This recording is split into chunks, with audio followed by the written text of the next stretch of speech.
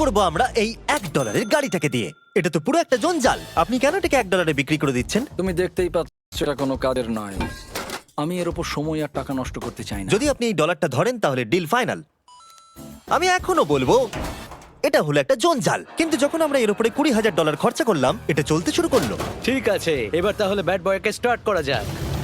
ও আমি তো ভাবিনি এটা স্টার্ট হবে। এই গাড়িটা চলছে কিভাবে? কত ধোঁয়া বেরোচ্ছে, এটা তো পাগলামি। $1 কার, $1 কার, $1 কার, $1 কার।